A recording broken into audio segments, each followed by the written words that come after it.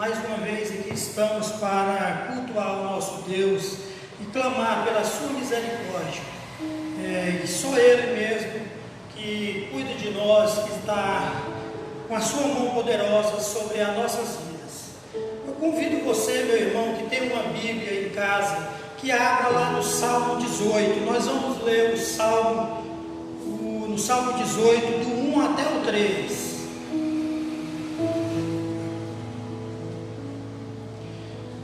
Leiamos.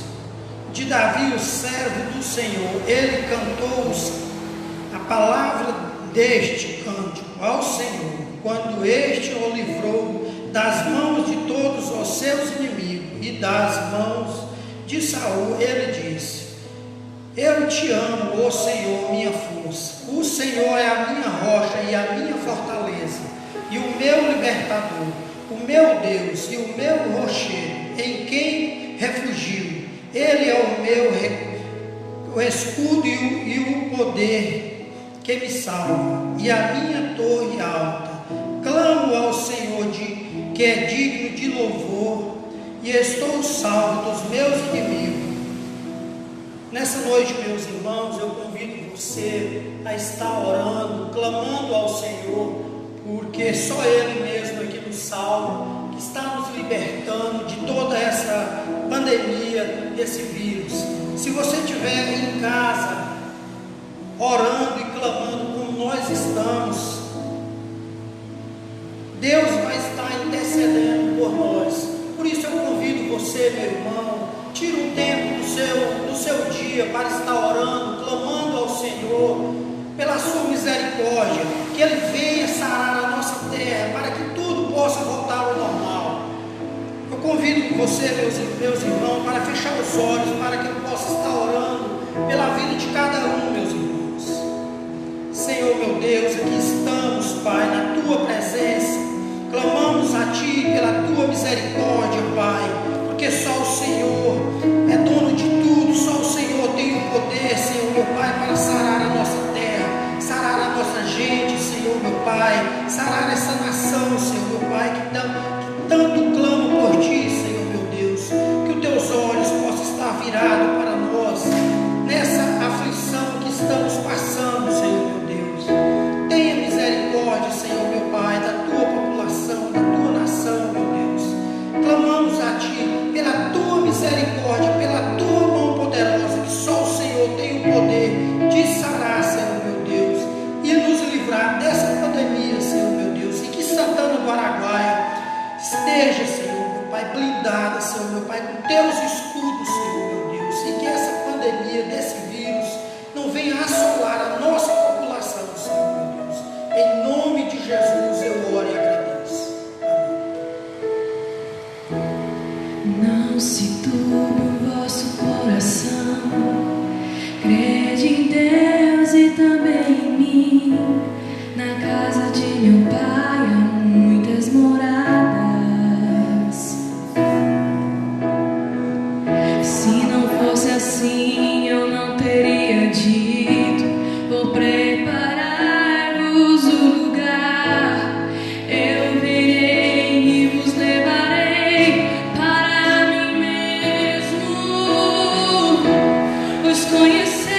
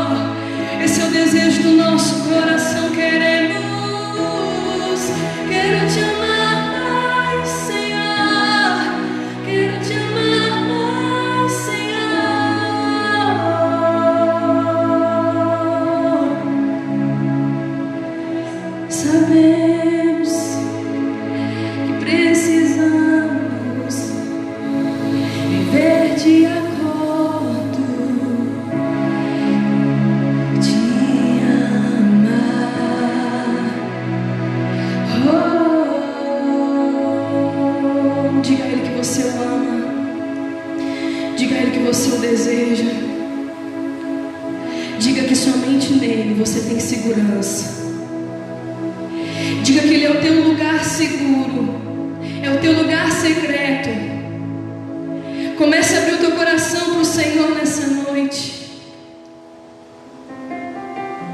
Tudo que o Senhor deseja de nós é a sinceridade de nossa alma.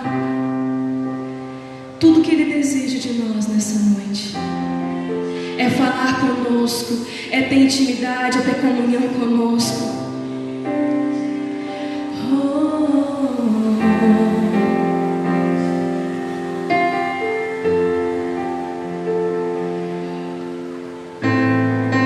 Queremos ter intimidade com o Pai, pois Ele é tudo, Ele é tudo. Diga a Ele: seguro estou, seguro estou nos braços daquele que nunca me deixou.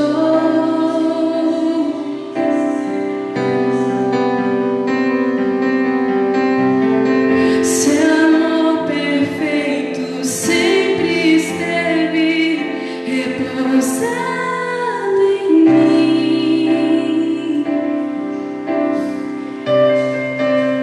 Se eu passar pelo vale,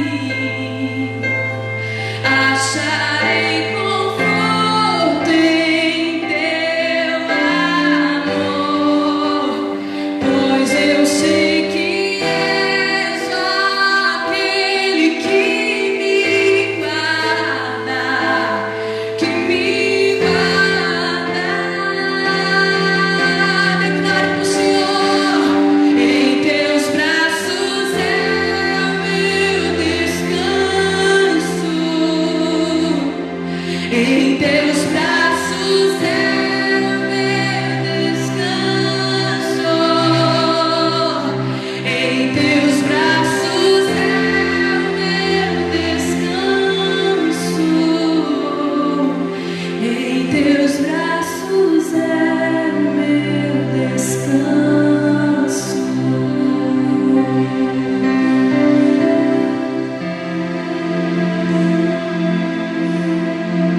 Sim, meu Deus, que maravilhoso Pai. Pai querido, nessa noite nós te buscamos, Pai, bendizemos o teu nome. Estamos repletos, meu Deus, da tua graça, Pai, que está sobre nós. Meu Deus, nós pedimos que nessa noite, Pai, o Senhor nos esteja, Pai, cada vez mais nos capacitando a toda hora. O Senhor esteja a cada momento mais falando conosco, Pai, nos instruindo em tudo que nós precisamos. Meu Deus, como nós precisamos, Pai, da tua presença sobre nós, como nós precisamos, meu Deus, estarmos, Pai, cada vez mais focados na tua glória, na tua presença.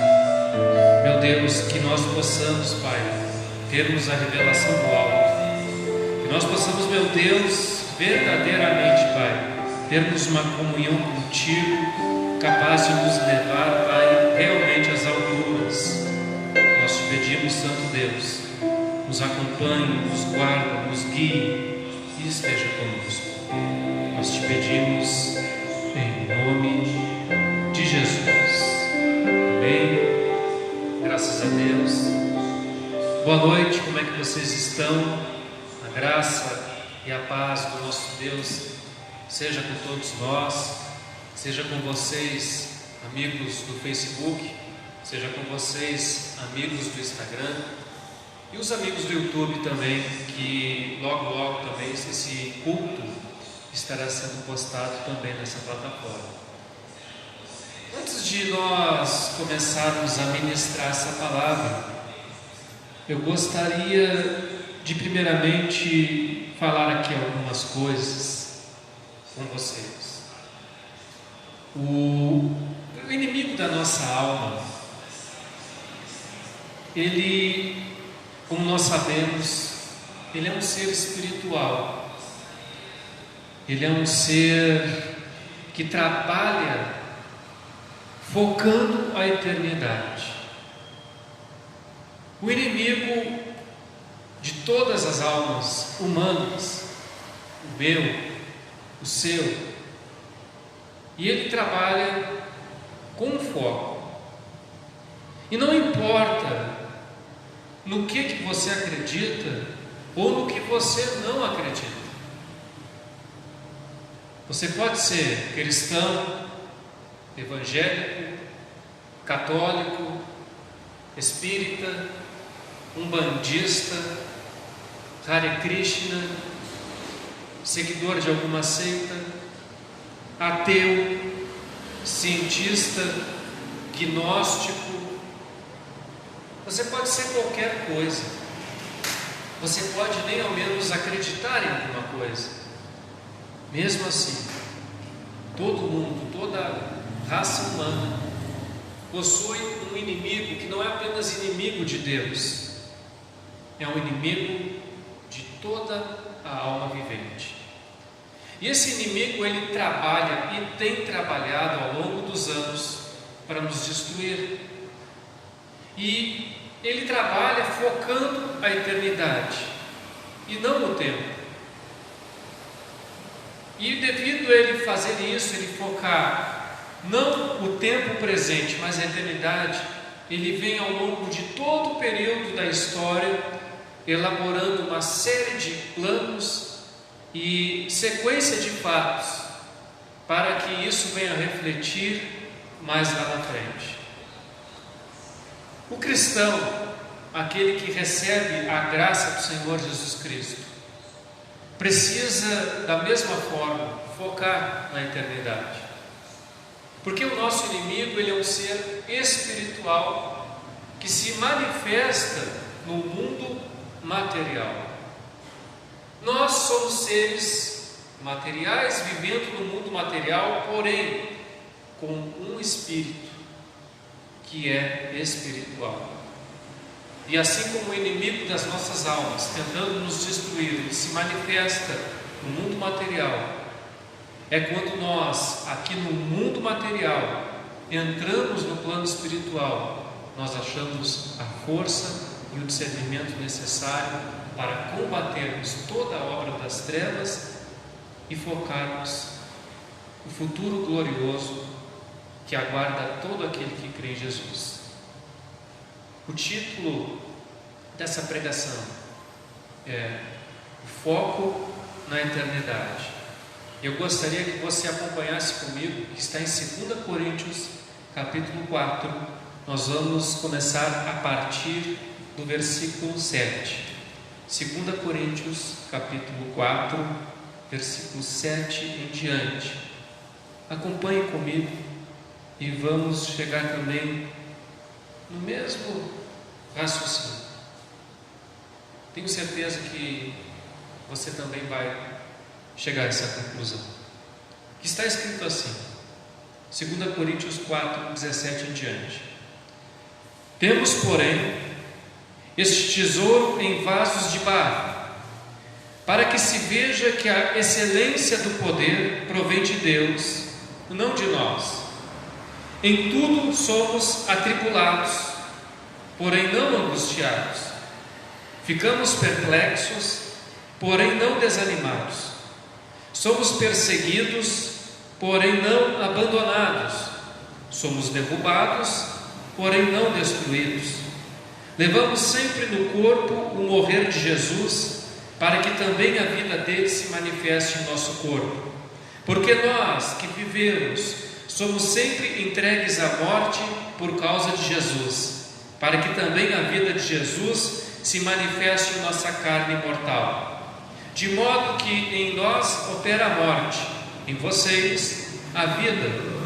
Tendo, porém, o mesmo espírito de fé, como está escrito: eu criei, por isso falei. Também nós cremos e por isso também falamos.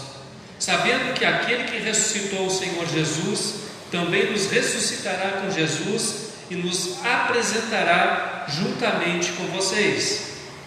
Porque tudo isso é para o bem de vocês, para que a graça, multiplicando-se, torne abundantes as ações de graça por meio de muitos, para a glória de Deus. Por isso, não desanimamos. Pelo contrário, mesmo que o nosso ser exterior se desgaste, o nosso ser interior se renova dia a dia, porque a nossa leve e momentânea tribulação produz para nós um eterno peso de glória acima de toda comparação, à medida em que não olhamos para as coisas que se veem, mas para as que não se veem, porque as coisas que se veem são temporais, mas as que não se veem são eternas. Pois sabemos que se a nossa casa terrestre deste tabernáculo se desfizer, temos da parte de Deus um edifício, uma casa não feita por mãos humanas, eterna nos céus. E por isso neste tabernáculo gememos, desejando muito ser revestidos da nossa habitação celestial. É daqui que nós vamos tirar esses versículos, tratar aquilo que o apóstolo Paulo está querendo passar para nós. Se tem um homem que focava a eternidade e poderia e pode até nos dias de hoje nos dar grandes lições, este homem com certeza é o apóstolo Paulo. E começando a análise de tudo isso que ele falou, nós começamos no versículo 7, onde ele diz que temos, porém, este tesouro em vasos de barro, para que se veja que a excelência do poder de Deus provém dele e não de nós. Vasos de barro, irmãos. O que é isso? O apóstolo está dizendo que esses vasos somos nós. O conhecimento e a excelência da graça do Senhor Jesus Cristo, pela misericórdia de Deus, é depositada para homens e mulheres como nós, frágeis, de carne e de osso, como era com o apóstolo Paulo. Nós somos pessoas, vejam bem, Deus não confiou a excelência que, por exemplo, estava lá no versículo 6, porque Deus que disse que das trevas resplandecesse a luz, é quem resplandeceu em nossos corações para a iluminação do conhecimento da glória de Deus na face de Jesus Cristo. O conhecimento da glória de Deus na face de Jesus Cristo não foi confiada a seres angelicais, a seres que não têm um corpo terrestre e perecível e destrutivo. Mas a misericórdia de Deus e o amor de Deus confiou isso aos seres humanos, a pessoas como nós que temos um corpo sensível. Veja que até nos dias de hoje isso é provado a cada momento. O nosso corpo, o corpo humano, ele é suscetível a qualquer tipo de vírus ou bactéria ou enfermidades, ou até mesmo quando nós estamos em qualquer meio ambiente. É sobre esse corpo frágil que Deus depositou o conhecimento da sua glória através da face de Jesus. E é isso que Paulo está se referindo. Paulo se refere como ele sendo um vaso. Antigamente as riquezas eram colocadas em vasos.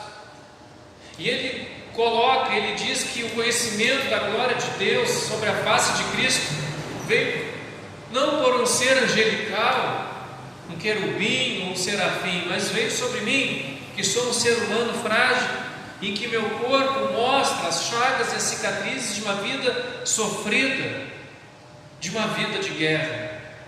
Mas foi justamente para nós que Deus reservou mostrar a sua glória. Não apenas, meus irmãos, mostrando a sua glória para um corpo material frágil, mas também mostrando a sua glória para aquilo que diante do mundo pode ser uma outra fragilidade, mas que para Deus não é de jeito nenhum. A palavra chamada humildade. Deus se mostra para os humildes. Deus não se mostra para os soberbos de coração. Lá em Mateus capítulo 11, versículo 25, Jesus diz assim: por aquele tempo Jesus exclamou: graças te dou, ó Pai, Senhor do céu e da terra, porque escondeste estas coisas dos sábios e instruídos e as revelastes aos pequeninos. Não são os grandes doutores, cientistas, aqueles que detêm um grande conhecimento que Deus mostra a sua glória. Deus mostra muitas vezes a sua glória às pessoas mais humildes. É como na palavra. Eu conheço, tem muitas pessoas, por exemplo, que sabem falar fluentemente hebraico, grego, conhece toda a teologia, mas não tem revelação de Deus. Ao passo que muitas vezes pessoas que podem não saber falar hebraico, podem não saber falar o grego, mas devido à sua humildade e à sua comunhão com Deus, ela medita na palavra e Deus dá a revelação para essa pessoa. É claro que quanto mais você se preparar, quanto mais você estudar, quanto mais você buscar formas de aprender mais, com certeza mais Deus vai derramar a sua glória para você. Mas que isso nunca se confunda com a soberba, que o conhecimento, que a pesquisa e que o estudo jamais se confunda com o coração soberbo. Deus não mostra para arrogantes. Uma vez um professor me perguntou, e ele disse bem assim: eu não acredito em Deus, e eu sei que tu acredita em Deus, então por que, se esse Deus existe, por que então que ele não aparece aqui na minha frente para mostrar que ele existe? Eu só virei para ele e disse: porque Deus não se manifesta a arrogantes. Deus está pouco se importando se tu acredita ou não. Deus quer se manifestar naqueles que o buscam de todo o coração. Deus não está preocupado que uma pessoa soberba esteja lhe conhecendo. Deus tem mais o que fazer. Deus quer se mostrar para os humildes de coração, para aqueles vasos frágeis. É aí que está a grandeza e a misericórdia do amor de Deus para conosco. Veja que no versículo 8, Paulo começa já então a mostrar esse foco que nós temos que ter na vida. No versículo 8, ele diz assim: em tudo somos atribulados, porém não angustiados, ficamos perplexos, porém não desanimados. O que ele está querendo dizer? Em tudo somos atribulados. Em tudo o quê? Tanto nas questões internas quanto nas questões externas da vida. Paulo era um homem que foi afligido e atribulado de todas as formas que nós podemos imaginar. Um homem que externamente foi duramente açoitado. Era um homem que, se tirasse a camisa, se ficasse sem camiseta, provavelmente nós poderíamos até mesmo nos horrorizar de olhar para o corpo de Paulo. Deveria ser um corpo coberto de cicatrizes, de tantos apedrejamentos, de tantas chibatadas que Paulo levou ao longo dos anos. E também interna, tristezas, sim, tristezas, angústias. Essa palavra, por exemplo, porém não angustiados, a tradução correta não seria totalmente essa palavra, angustiados. A palavra mais correta seria aterrorizados, mas seria mais ou menos isso. Seria como se fosse um terror. Por quê? Por que ele diz isso? Porque a angústia existe, irmãos. A angústia sempre vai existir. Mas que angústia o apóstolo Paulo está falando? Nós somos atribulados, porém não angustiados. Esse não angustiados, Paulo está se referindo à angústia de que tudo vai se perder e de que nada vai dar certo. As tribulações que ele sofria não serviam para ele se angustiar dessa forma que eu estou dizendo, ao ponto de achar que não vale a pena mais fazer nada, que não vale a pena fazer a obra, que não vale a pena falar de Jesus, e de que nada vai dar certo. É esse tipo de angústia que ele se refere. Ele não se refere à angústia que, por exemplo, qualquer um de nós, pastores e até colegas pastores, passa. A angústia de muitas vezes sabermos que nós estamos levando a mensagem, que nós estamos aconselhando e que muitas vezes o ouvinte não ouve. Que muitas vezes aquilo que nós queremos passar, muitas vezes nós acabamos não passando. Isso angustia o coração de todo aquele que quer ver o reino de Deus. Não é desse tipo de angústia que Paulo está falando. E veja que por mais tribulação que ele tenha, o foco dele era na eternidade, porque não levava ele ao terror. Do mesmo jeito nós, da mesma forma nós, você, eu, nós somos atribulados tanto externamente por fatores externos, como por fatores internos, tristezas, traições, angústias. Tudo isso faz parte da vida do ser humano. Em nenhum momento Jesus disse que nós não iríamos passar por isso.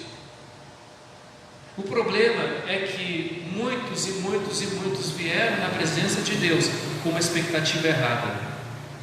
Acharam que o Evangelho era um lugar onde, quando a pessoa aterrissasse, ela nunca mais iria sofrer nenhum tipo de dor e de angústia. Esse engano tirou muitas pessoas do caminho. Mas para que você entenda verdadeiramente o que é o Evangelho, Paulo continua dizendo. Ele diz: perplexos, mas não desanimados. Perplexos, surpresos, espantados, mas não desanimados. Hoje são dias para nós treinarmos isso. Nós ouvimos notícias de todos os lugares, dos meios de comunicação, e nós ficamos perplexos, ficamos paralisados, mas isso não pode nos desanimar. Não. Uma pessoa que foca e o olhar dela está na glória e na eternidade, uma pessoa que sabe que essa vida é apenas um treinamento para uma glória futura que nos aguarda, essa pessoa jamais desanima, porque o foco dela não está nas coisas materiais e que ela pode ver, mas sim nas espirituais. Já nós vamos ver isso.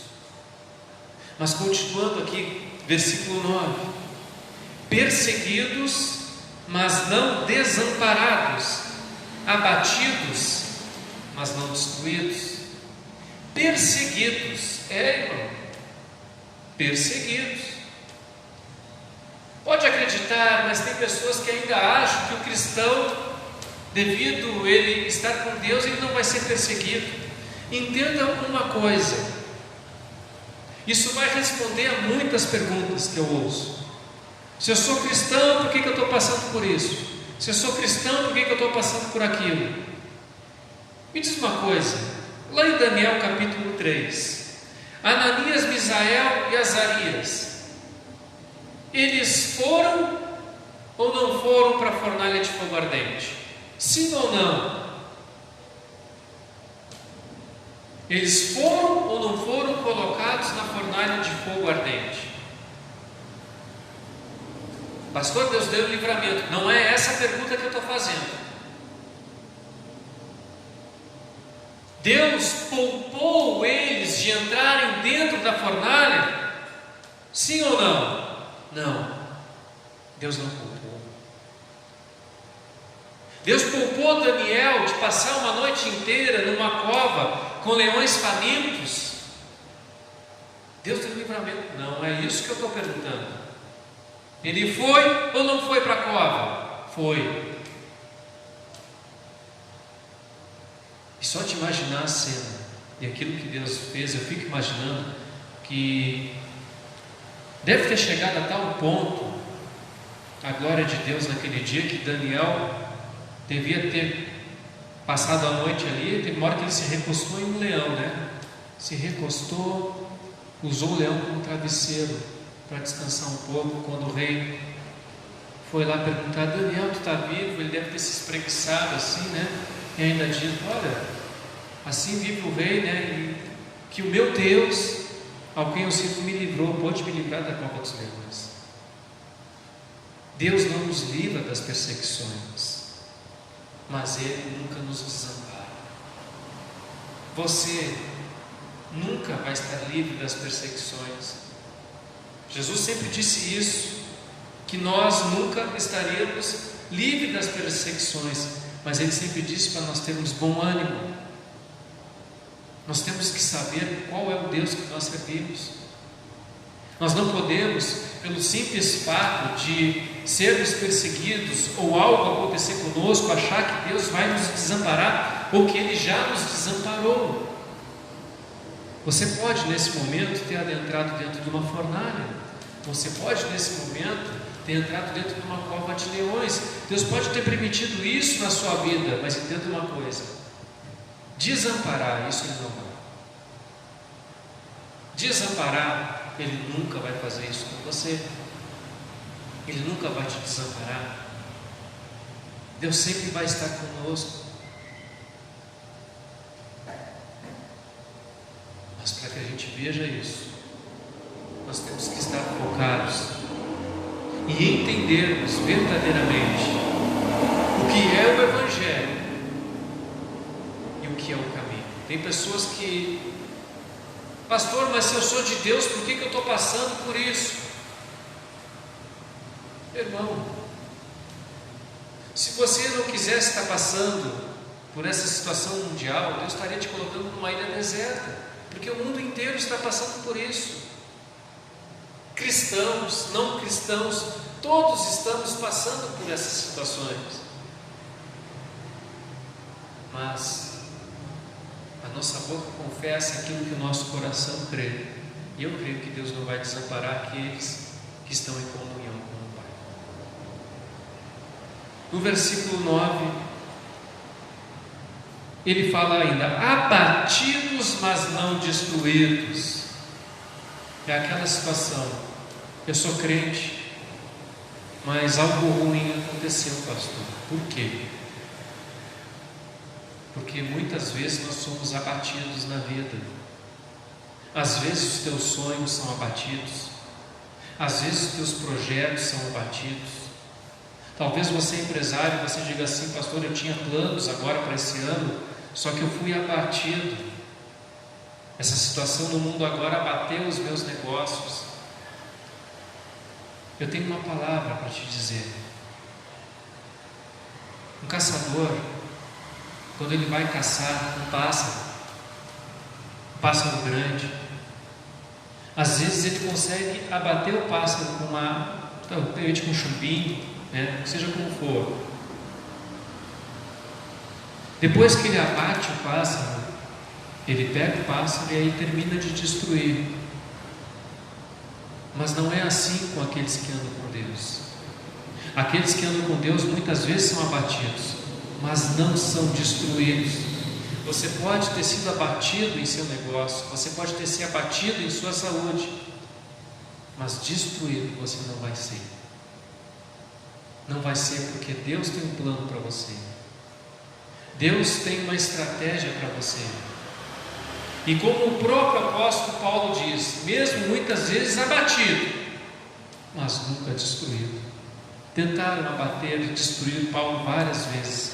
Algumas vezes até conseguiram abater, mas não destruíram o apóstolo Paulo, até a hora que Deus quis o recolher. Entenda isso. Nós nunca estamos livres de tribulações, mas com certeza Deus não vai permitir que você seja destruído. Deus nunca vai te desamparar. O versículo 10: trazendo sempre por toda parte a mortificação do Senhor Jesus no nosso corpo, para que a vida de Jesus se manifeste também em nossos corpos. Isso é, Paulo era exposto à morte o tempo inteiro. Ele era tão exposto à morte que ele considerava o corpo dele já um corpo morto, um corpo sem vida, porque era um corpo que a qualquer parte e a qualquer momento ele poderia deixar esse corpo. Era um homem ameaçado 24 horas por dia. E o que acontece? A glória de Deus se manifestou muitas vezes no corpo de Paulo. Qual é o homem que suporta o apedrejamento? Paulo suportou, o corpo suportou, porque a glória de Jesus se manifestou no corpo de Paulo. Açoites, 4 sessões de 39 chibatadas. Só mesmo a glória de Jesus para se manifestar no corpo. Você que é cristão, entenda uma coisa: nós, para esse mundo, eu não estou dizendo que nós somos ameaçados de morte, não é isso, mas nós estamos mortos para esse mundo. E muitas vezes nós temos que clamar a Deus para que o poder dele se manifeste no nosso corpo morto. O nosso corpo que foi entregue para fazer a vontade de Deus e não a vontade desse mundo. E isso acontece todo dia com aquele que crê. Aquele que crê, muitas vezes Deus se manifesta no corpo dessa pessoa, cura enfermidades até os dias de hoje, dá forças aonde aparentemente não tem. Da onde você acha que você tira forças? Às vezes você se pergunta: como que eu consegui? Como? Eu acordei de manhã achando que eu não ia conseguir vencer esse dia porque meu corpo está cansado. Como que eu consegui vencer? É Deus, é Jesus que se manifestou no seu corpo. É isso que Paulo está dizendo. Você pode estar com seu corpo abatido muitas vezes, mas a glória de Deus se manifesta. Se manifesta na sua vida. No versículo 11, ele continua dizendo: e assim nós que vivemos estamos sempre entregues à morte. É a explicação do que nós acabamos de dizer. Sempre entregues à morte por amor de Jesus, para que a vida de Jesus se manifeste também na nossa carne mortal. O que nós acabamos de falar. Versículo 12: de maneira que em nós opera a morte, mas em vós a vida. O que ele está querendo dizer? Em nós opera a morte, isso é, nosso corpo é mortificado, isso é, nós entregamos os nossos corpos para fazer a vontade de Deus e não a vontade do mundo. Então automaticamente nós temos os nossos corpos mortos, para que vocês vivam, para que a graça de Deus chegue até vocês, ouvintes. É isso que Paulo está dizendo. É como nos dias de hoje, é como naqueles que fazem a obra de Deus, meus colegas. É isso que Paulo está dizendo. Nossos corpos estão mortos para esse mundo, mas esse ministério da morte para esse mundo opera em nós, para que aqueles que ouvem a mensagem vivam, para que a graça de Deus venha sobre essas pessoas. A nossa morte para esse mundo é que dá andamento para essa graça continuar e para alcançar mais pessoas. É por isso que aqueles que se opõem à obra de Deus cometem um crime terrível. Você consegue entender melhor agora? O crime que alguém comete quando interfere na obra do Senhor. Não é à toa que Gamaliel, lá no livro de Atos, ele ainda fala para os fariseus: olha, deixa isso quieto, porque se eles estiverem pregando e o que tiver neles for de Deus, nós estaremos lutando contra o próprio Deus. Já dizia o sábio Gamaliel. Continuando, irmãos: e temos, portanto, o mesmo espírito de fé, como está escrito: cri, por isso falei. Nós cremos também, por isso também falamos. Se você esteve aqui no domingo, acessando o Facebook ou assistindo a pregação de domingo, o que nós falamos?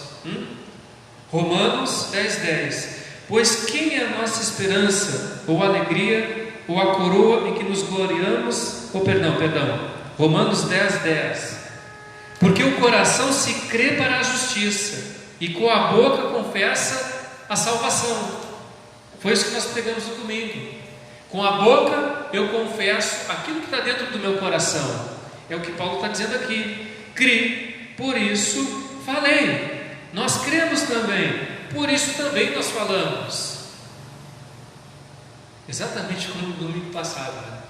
Eu creio na mensagem do Evangelho, por isso eu falo. A minha boca fala aquilo que meu coração está acreditando. Versículo 14: sabendo que o que ressuscitou o Senhor Jesus nos ressuscitará também por Jesus e nos apresentará convosco, porque tudo isto é por amor de vós, para que a graça multiplicada por meio de muitos faça abundar a ação da graça para a glória de Deus. O que Paulo está dizendo com isso, irmãos? Algo totalmente extraordinário. Abre 1 Tessalonicenses, por exemplo, capítulo 2, versículo 19 e 20. 1 Tessalonicenses, capítulo 2, versículos 19 e 20.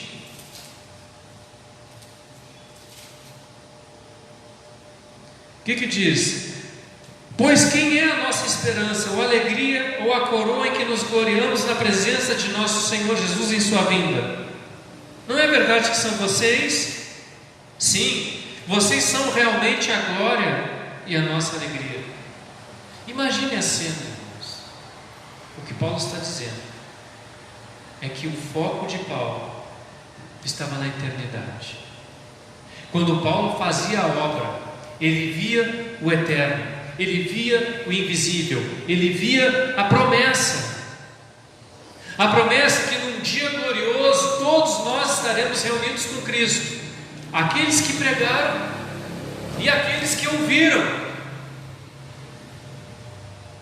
aqueles que pregaram para mim e eu, aqueles que ouviram a minha pregação estarão também junto comigo. Os que falaram e os que ouviram. E os que ouviram replicam essa mensagem da graça para novos que ouvem. E a graça de Deus cada vez é multiplicada, multiplicada e multiplicada, para nós chegarmos no futuro glorioso onde todos nós estaremos reunidos com o Pai. É esta cena que Paulo retrata nesses versículos. É uma cena gloriosa e que motivava ele a não desanimar, como nós já vimos, porém não desanimados. Nenhuma notícia do mundo pode nos desanimar, porque o nosso foco não pode estar nessa vida material. Eu costumo brincar e sempre dizer que nessa vida, tirando o motorista e o cobrador de ônibus, todo mundo é passageiro. Isso aqui é só uma passagem, um treinamento para um futuro glorioso. É por isso que Paulo, focando nessas coisas, nós vamos lá no versículo diante, novamente, 2 Coríntios, capítulo 4, versículo 16. Por isso não desfalecemos, mas ainda que o nosso homem exterior se corrompa, o interior, contudo, se renova de dia em dia. Ainda que o nosso corpo se corrompa, isso é, que se deteriore. Como Paulo falou lá no versículo 7, nós somos vasos de barro, nosso corpo se deteriora com o tempo. O próprio Paulo se deteriorou com o tempo, nós nos deterioramos com o tempo.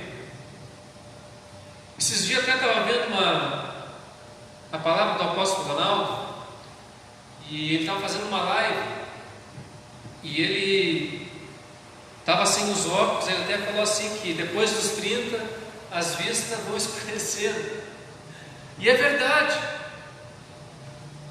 Por quê? Porque é normal o nosso corpo ir se deteriorando, se corrompendo com o tempo. Eu gostaria de estar aqui com a minha Bíblia, pregando com a minha Bíblia de estudos aqui, mas não posso, porque eu não consigo também mais enxergar as letrinhas. Tenho que pegar algo maior para conseguir ler. Por quê? Porque o corpo humano é um corpo que se deteriora. Deus escolheu esse tipo de corpo humano que se deteriora para levar a mensagem do Evangelho. Deus não escolheu anjos espirituais para se manifestarem no mundo físico. Não, Deus escolheu corpos que se deterioram para levar a mensagem do Evangelho. porque não desfalecemos. Ainda que o nosso homem exterior se corrompa, o interior, contudo, se renova de dia em dia. Nós não desfalecemos, porque cremos na promessa de Deus. Cremos que o futuro glorioso nos aguarda. É nisso que nós cremos, nesse futuro glorioso. Enquanto nós focamos a nossa visão na eternidade, absolutamente nada nesse mundo material pode nos destruir. Uma, que nós vamos estar preparados para isso, e outra, que a nossa esperança não é aqui, a nossa esperança é na glória eterna. Porque a nossa leve e momentânea tribulação produz para nós um peso eterno de glória muito excelente. Muito excelente. Irmão, Apocalipse capítulo 22 traz a promessa da eternidade para nós. Você quer ver? Apocalipse capítulo 22. Começa assim: e mostrou-me um rio puro da água da vida, claro como cristal, que procedia do trono de Deus e do Cordeiro. No meio da sua praça e de uma e da outra banda do rio estava a árvore da vida, que produz 12 frutos, dando seu fruto de mês em mês, e as folhas da árvore são para a saúde das nações.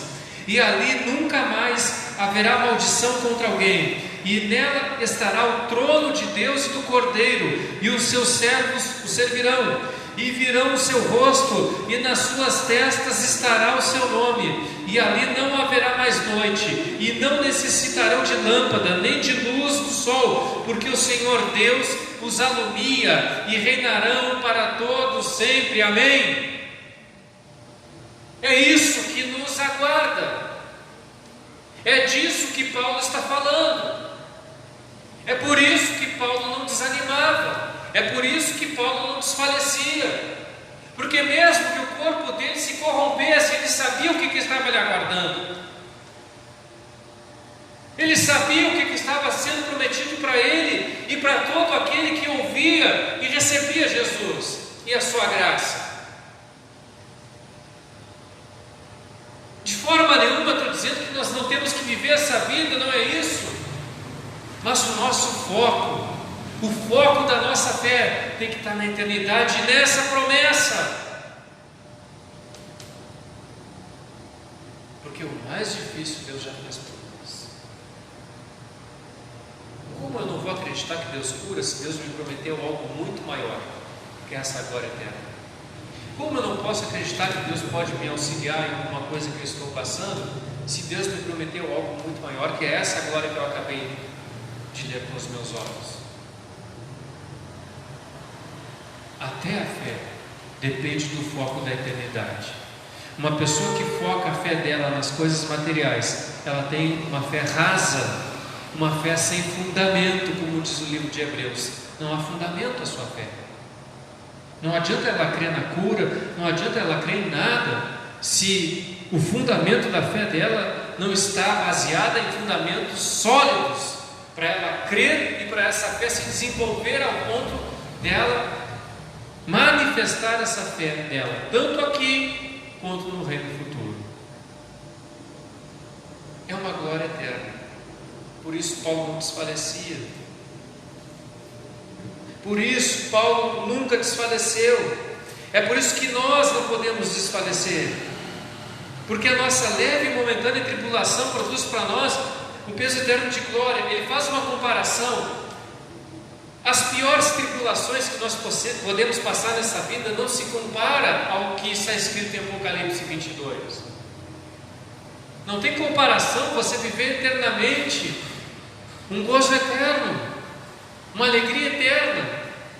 O que são 90, 100, 110 anos aqui na terra comparado a uma eternidade onde ninguém mais vai chorar?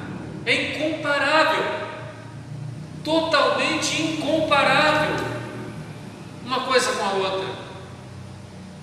É por isso que Jesus fala que uma mulher, quando dá para dar à luz, ela está sofrendo as dores de parto, aquilo ali parece ser a pior coisa que existe, e deve ser mesmo, deve ser uma dor terrível, mas quando ela está com a criança nos braços, ela já não se lembra do que ela passou. Da mesma forma somos nós. Da mesma forma, o dia que nós estivermos na glória, até a Bíblia fala que nós não nos lembraremos, ele não quer dizer que nós não vamos nos lembrar do que nós passamos aqui, não é isso. O que a Bíblia está dizendo é que a glória e a felicidade que nós vamos ter lá é tão grande, que isso que nós passamos aqui vai acabar se tornando até mesmo algo irrisório, diante da eternidade. Hoje nos causa dor, hoje nos causa sofrimento, e eu seria infame se eu dissesse para você que a vida humana não causa dor nem sofrimento. Causa. Sofremos, nos angustiamos, nos entristecemos, choramos, mas quando se fala da glória eterna e da eternidade, aí as coisas mudam de figura. Para nós irmos encerrando essa mensagem, irmãos, o versículo 18 diz assim: não atentando nós nas coisas que se veem, mas nas que não se veem, porque as que se veem são temporais, as que não se veem são eternas.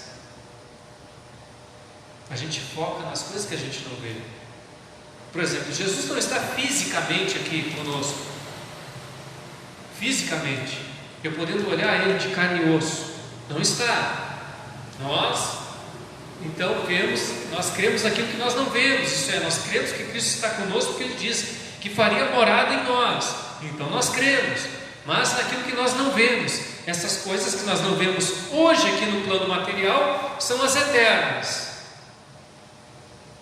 e não atentando para as coisas que a gente vê, as dores dessa vida, os sofrimentos dessa vida, as coisas materiais que meu olho, que o seu olho vê, nós não nos atentamos, mas nós atentamos nas coisas que nosso olho não vê, a eternidade, as promessas futuras de Deus, a glória do Pai.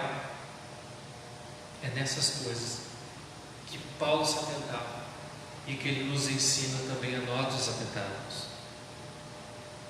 Continuando para nós terminarmos, 5 versículo 1: porque sabemos que a nossa casa terrestre, deste tabernáculo se desfizer, isso é, se o nosso corpo físico se desfizer, temos de Deus um edifício, uma casa não feita por mãos, eterna nos céus. Vamos continuar existindo. Não tenha medo da morte. A morte apenas vai interromper a passagem física, deixando para trás a carcaça, o corpo material.